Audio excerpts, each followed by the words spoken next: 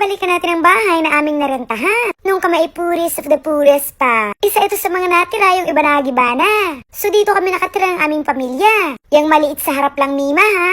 Hindi kasali yung building na mataas. Kakulay lang talaga niya. Yung maliit na yan, dalawa pa iyan. Yung isa lang talaga ang aming inuupahan. That time siguro kami mga nasa 7 o 8. Hindi talaga kami kasya kasi medyo maliit siya. Naglalagay na lang kami talaga ng trapal, Mima. Vulcanizing yan dati sa harap at aray ang aming inuupahan. Para kami kumasya, naglalagay kami ng trapal sa harap niyan. Problema ay hinahangin naman pag binabagyo. Sobrang init nga dito kaya ako nag-wish ng glow mist. O SPF 50 na yan, tanggal haggard ka pa. Konting lakad lang, ito na yung store na nagpautang sa akin. 8 years old ata ako noon nung muntik na akong himatayin. Hindi ko na kinaya kaya ako'y nangutang na. Kahit mahaba pa talaga ang listahan namin, Mima. Masyado nga kami naghirap, lumipat kami ng bahay. Dito kasi ay medyo mas mura. Giniba-giba na nga siya, Mima. Isang buong bahay yan, itong tabi lang sa amin. Kumbaga isang buong bahay hinati-hati siya. 3 butas iyon, Mima. At rin na nga, umuwi na ako.